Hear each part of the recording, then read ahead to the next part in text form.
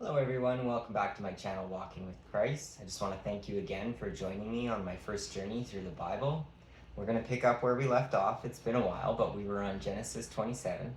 We have about 2 or 3 readings to go until we get through Genesis, and we'll be moving on to Exodus. I've also been working on my RCIA courses here and my journey to being baptized, and I've decided that I wanted to make this a little more personal, and I'm going to start underlining some passages as I read through this, and maybe sharing my thoughts a little bit more on why they're important to me. So before we get started, as always, let's say the Lord's Prayer. Our Father, who art in heaven, hallowed be thy name. Thy kingdom come, thy will be done, on earth as it is in heaven. Give us this day our daily bread. Forgive us our trespasses, as we forgive those who trespass against us. And lead us not into temptation, but deliver us from evil. For thine is the kingdom, the power, and the glory, forever and ever. Amen.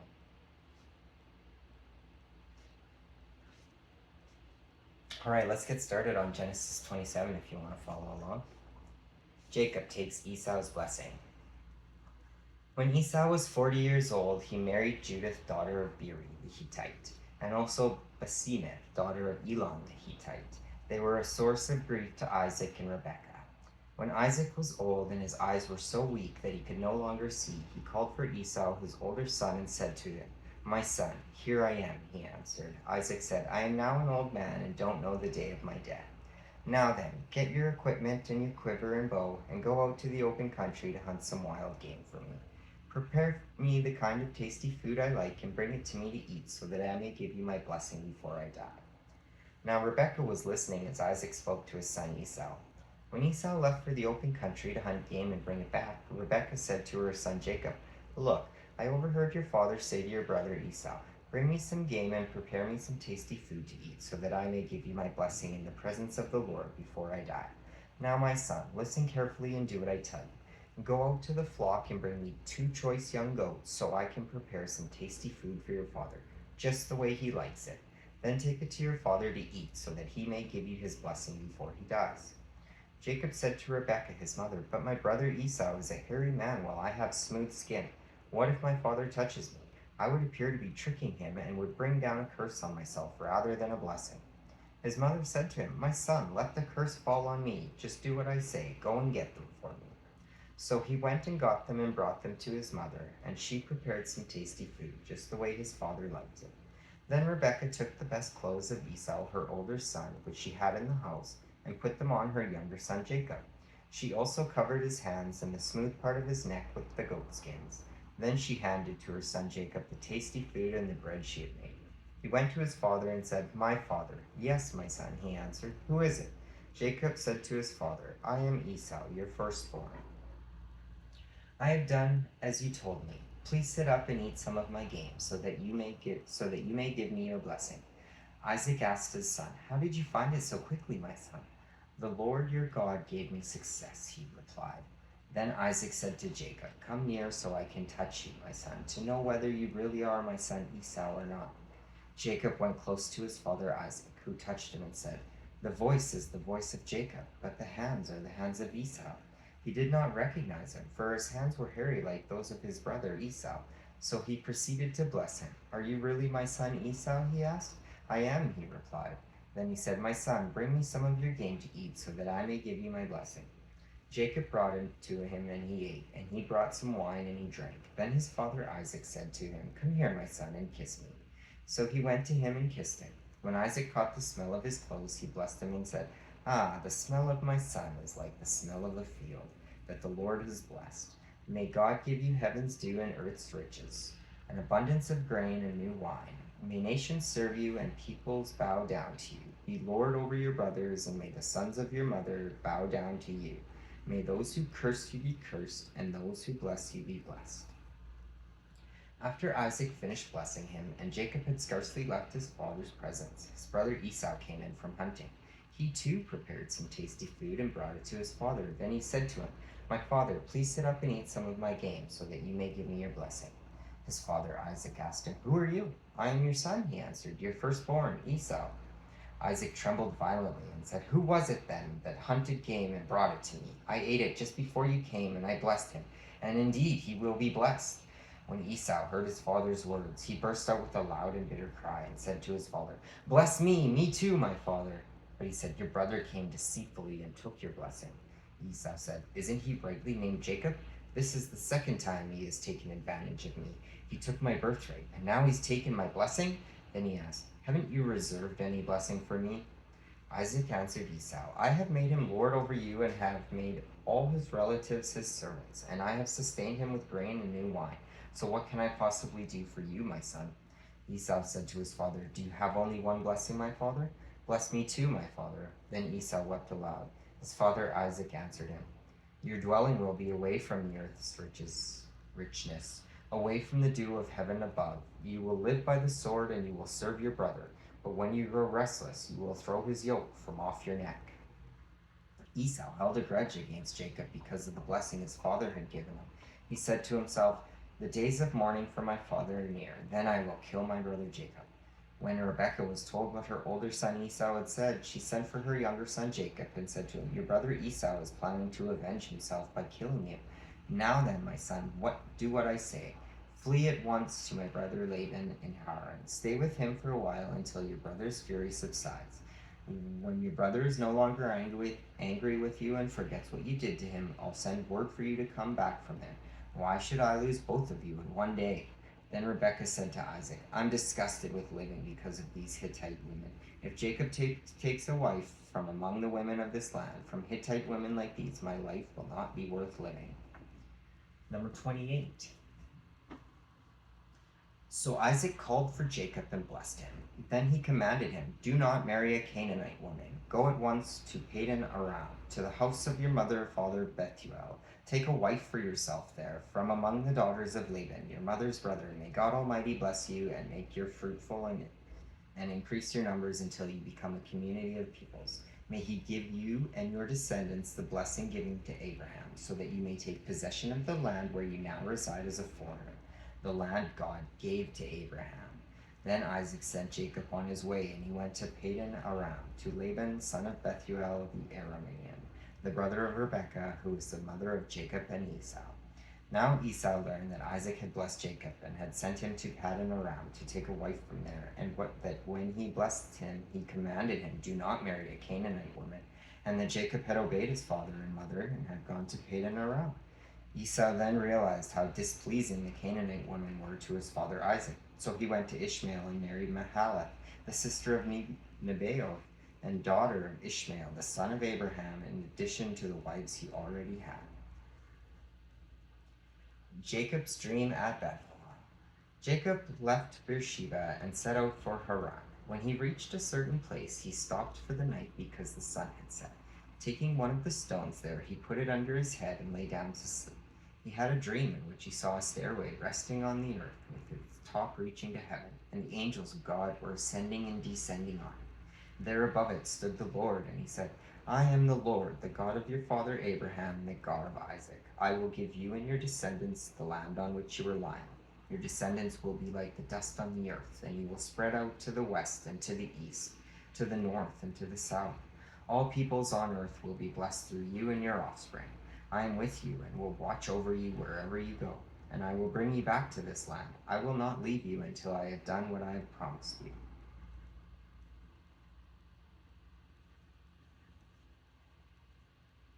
I will not leave you until I have done what I have promised you. Words from God himself.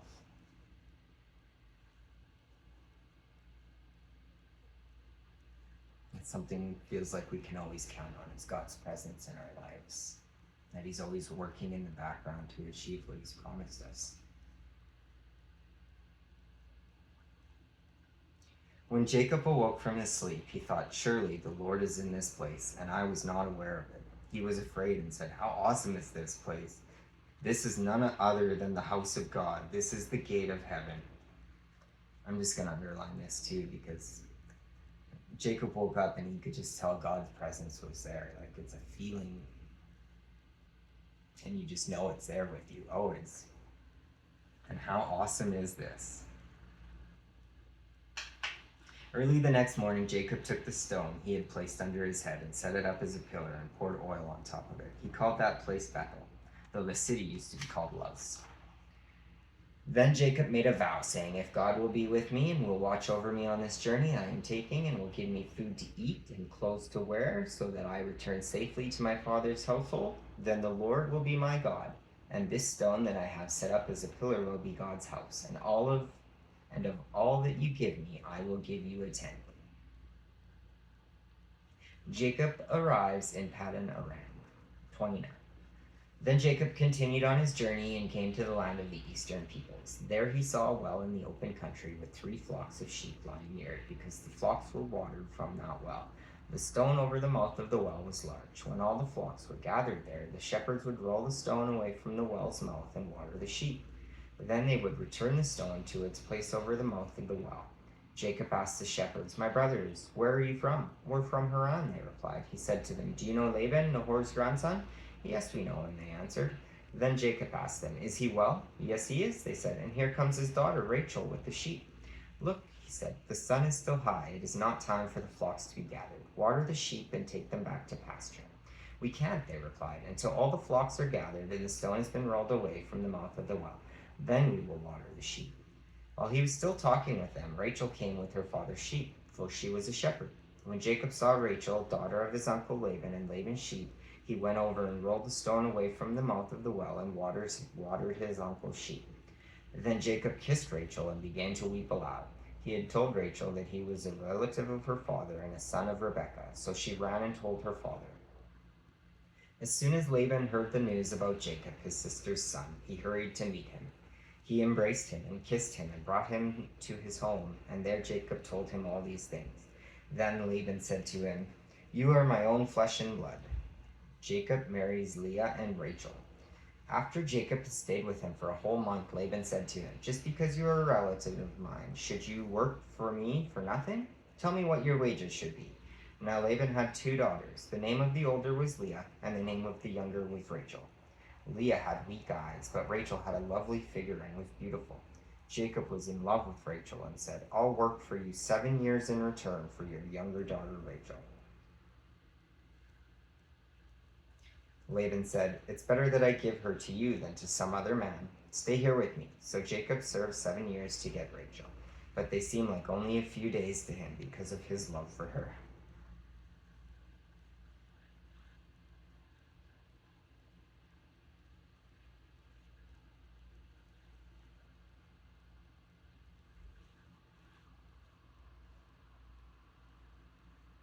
This one hits home for me. There's someone like that in my life as well.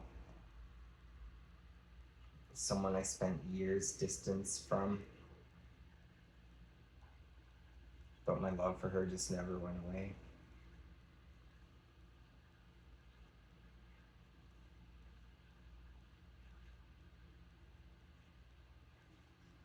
Then Jacob said to Laban, "Give me my wife. My time is completed, and I want to make love to her." Give me my wife.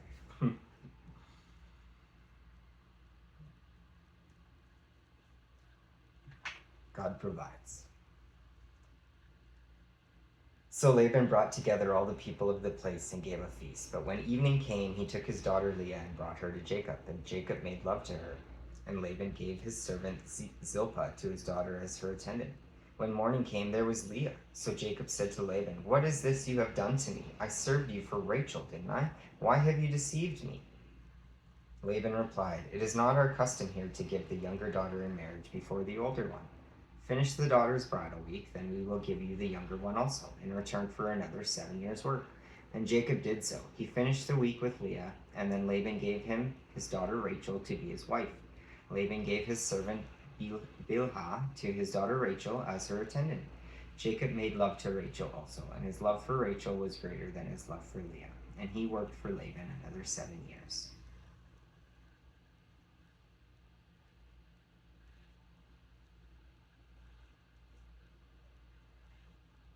I think just for me, this just emphasizes the power of love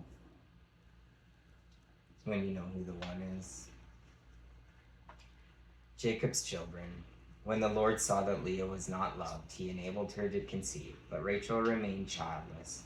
Leah became pregnant and gave birth to a son. She named him Reuben, for she said, "It is because the Lord has seen my misery, Surely my husband will love me now. She conceived again, and when she gave birth to a son, she said, because the Lord heard that I am not loved, he gave me this one too. So she named him Simeon. Again she conceived, and when she gave birth to a son, she said, now, alas, my husband will become attached to me, because I have borne him 3 sons. So he was named Levi. She conceived again, and when she gave birth to a son, she said, this time I will praise the Lord. So she named him Judah. Then she stopped having children.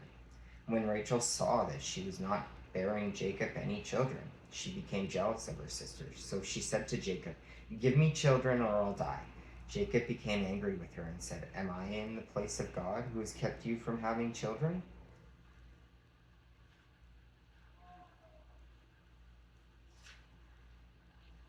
Something we have to remember is that God has a plan for all of our lives, and it always works out the way he intends it to.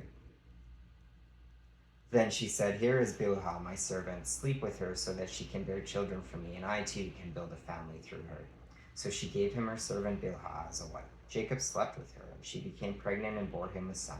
Then Rachel said, God has vindicated me. He had listened to my plea and given me a son. Because of this, she named him Dan. Rachel's servant Bilhah conceived again and bore Jacob a second son. Then Rachel said, I have had a great struggle with my sister, and I have won. So she named him Naphtali. When Leah saw that she had stopped having children, she took her servant Zilpah and gave her to Jacob as a wife. Leah's servant Zilpah bore Jacob a son. Then Leah said, what a good fortune! So she named him Gad. Leah's servant Zilpah bore Jacob a second son. Then Leah said, how happy am I! The women will call me happy. So she named him Asher. During wheat harvest, Reuben went out into the fields and found some mandrake plants, which he brought to his mother Leah. Rachel said to Leah, please give me some of your son's mandrakes. But she said to her, was it enough that you took away my husband? Will you take my son's mandrakes too? Very well, Rachel said, he can sleep with you tonight in return for your son's mandrakes. So when Jacob came in from the fields that evening, Leah went out to meet him. You must sleep with me, she said. I have hired you with my son's mandrakes. So he slept with her that night. God listened to Leah, and she became pregnant and bore Jacob a 5th son. Then Leah said, God has rewarded me for giving my servant to my husband. So she named him Issachar. You'll have to forgive some of the names, cities. My pronunciations are not always going to be perfect. Leah conceived again and bore Jacob a 6th son. Then Leah said, God has presented me with a precious gift. This time my husband will treat me with honor because I have borne him 6 sons. So she named him Zebulun. Sometime later she gave birth to a daughter and named her Dinah. Then God remembered Rachel. He listened to her and enabled her to conceive. She became pregnant and gave birth to a son and said, God has taken away my disgrace. She named him Joseph and said, may the Lord add to me another son. Jacob's flocks increase. After Rachel gave birth to Joseph, Jacob said to Laban, send me on my way so I can go back to my own homeland. Give me my wives and children, for whom I have served you, and I will be on my way. You know how much work I've done for you. But Laban said to him, if I have found favor in your eyes, please stay. I have learned by divination that the Lord has blessed me because of you. He added, name your wages and I will pay them. Jacob said to him, you know how I have worked for you and how your livestock has fared under my care. The little you had before I came has increased greatly, and the Lord has blessed you wherever I have been. But now, when may I do something for my own household? What shall I give you? He asked. Don't give me anything, Jacob replied. But if you will do this one thing for me, I will go on tending your flocks and watching over them. Let me go through all your flocks today and remove from them every speckled or spotted sheep, every dark-colored lamb, and every spotted or speckled goat. They will be my wages, and my honesty will testify for me in the future. Whenever you check on the wages you have paid me, any goat in my possession that is not speckled or spotted, or any lamb that is not dark-colored, will be considered stolen. Agreed, said Laban. Let it be as you have said. That same day he removed all the male goats that were streaked or spotted, and all the speckled or spotted female goats, all that had white on them, and all the dark-colored lambs, and he placed them in the care of his sons. Then he put a 3-day journey between himself and Jacob, while Jacob continued to tend the rest of Laban's flocks. Jacob, however, took fresh-cut branches from poplar, almond, and plane trees and made white stripes on them by peeling the bark and exposing the white inner wood of the branches. Then he placed the peeled branches in all the watering troughs, so that they would be directly in front of the flocks when they came to drink. When the flocks were in heat and came to drink, they mated in front of the branches, and they bore young that were streaked or speckled or spotted. Jacob set apart the young of the flock by themselves, but made the rest face the streaked and dark-colored animals that belonged to Laban. Thus he made separate flocks for himself and did not put them with Laban's animals. Whenever the stronger females were in heat, Jacob would place the branches in the troughs in front of the animals so they would mate near the branches. But if the animals were weak, he would not place them there. So the weak animals went to Laban and the strong ones to Jacob. In this way the man grew exceedingly prosperous and came to own large flocks and female and male servants and camels and donkeys. Jacob flees from Laban. 31. Jacob heard that Laban's sons were saying, Jacob has taken everything our father owned and has gained all this wealth from what belonged to our father. And Jacob noticed that Laban's attitude toward him was not what it had been. Then the Lord said to Jacob, Go back to the land of your fathers and to your relatives, and I will be with you. So Jacob sent word to Rachel and Leah to come out to the fields where his flocks were. He said to them, I see that your father's attitude towards me is not what it was before, but that God my father has been with me. You know that I've worked for your father with all my strength, yet your father has cheated me by changing my wages 10 times. However, God has not allowed him to harm me. If he said, the speckled ones will be your wages, then all the flocks gave birth to speckled young. And if he said, the streaked ones will be your wages, then all the flocks bore streaked young. So God has taken away your father's livestock and has given them to me. In breeding season, I once had a dream in which I looked up and saw that the male goats mating with the flock were streaked, speckled, or spotted. The angel of God said to me in the dream, Jacob. I answered, Here I am. And he said, Look up and see that all the male goats mating with the flock are streaked, speckled, or spotted, for I have seen all that Laban has been doing to you. I am the God of Bethel, where you anointed a pillar and where you made a vow to me. Now leave this land at once and go back to your native land. Then Rachel and Leah replied, Do we still have any share in the inheritance of our father's estate? Does he not regard us as foreigners? Not only has he sold us, but he has used up what was paid for us.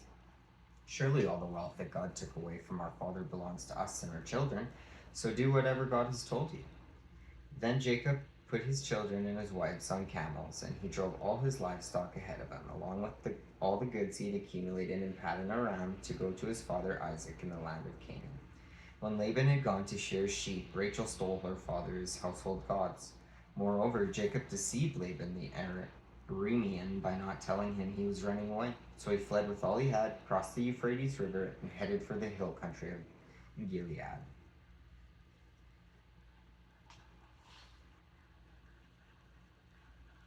Laban pursues Jacob. On the third day, Laban was told that Jacob had fled. Taking his relatives with him, he pursued Jacob for 7 days and caught up with him in the hill country of Gilead. Then God came to Laban the Aramean in a dream at night and said to him, Be careful not to say anything to Jacob, either good or bad. Jacob had pitched his tent in the hill country of Gilead when Laban overtook him, and Laban and his relatives camped there too. Then Laban said to Jacob, What have you done? You've deceived me, and you've carried off my daughters like captives in war. Why did you run off secretly and deceive me? Why didn't you tell me so I could send you away with joy and sing to the music of timbrels and harps? You didn't even let me kiss my grandchildren and my daughters goodbye. You have done a foolish thing. I have the power to harm you, but last night the God of your father said to me, Be careful not to say anything to Jacob, either good or bad. Now you've gone off because you long to return to your father's household. But why did you steal my gods? Jacob answered Laban, I was afraid because I thought you would take your daughters away from me by force. But if you find anyone who has your gods, that person shall not live.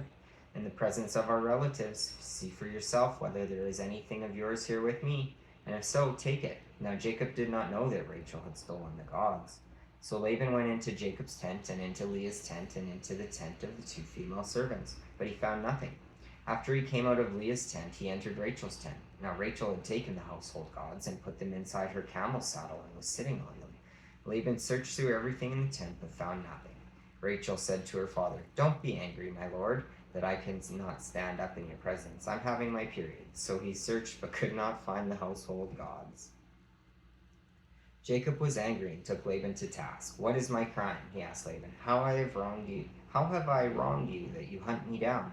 Now that you have searched through all my goods, what have you found that belongs to your household? Put it here in front of you, in front of your relatives and mine, and let them judge between the 2 of us.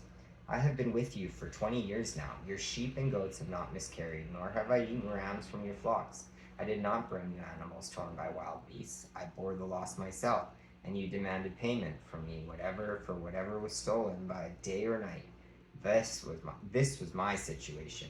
The heat consumed me in the daytime and the cold at night, and sheep fled from my eyes. It was like this for the 20 years I was in your household. I worked for you 14 years for your 2 daughters and 6 years for your flocks, and you changed my wages 10 times. If the God of my father, the God of Abraham, and the fear of Isaac had not been with me, you would surely have sent me away empty handed. But God has seen my hardship and the toil of my hands, and last night he rebuked you.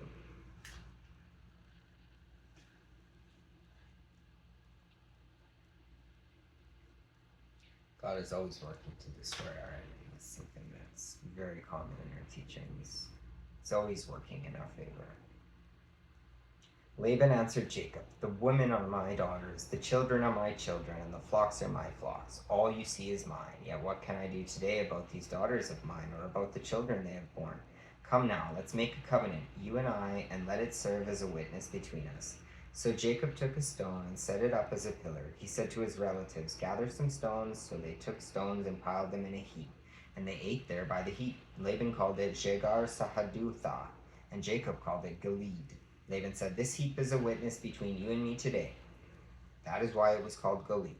It was also called Mizpah, because he said, "May the Lord keep the watch between you and me when we are away from each other. If you mistreat my daughters, or if you take any wives besides my daughters, even though no one is with us, remember that God is a witness between you and me." Laban also said to Jacob, "Here is this heap, and here is this pillar I have set up between you and me.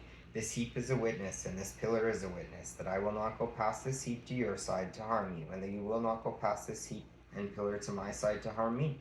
May the God of Abraham and the God of Nahor, the God of their father, judge between us." So Jacob took an oath in the name of the fear of his father Isaac. He offered a sacrifice there in the hill country and invited his relatives to a meal. After they had eaten, they spent the night there. Early the next morning, Laban kissed his grandchildren and his daughters and blessed them. Then he left and returned home. And we'll pick up there next time. Just want to thank everyone again for joining me, and as always, God bless you all.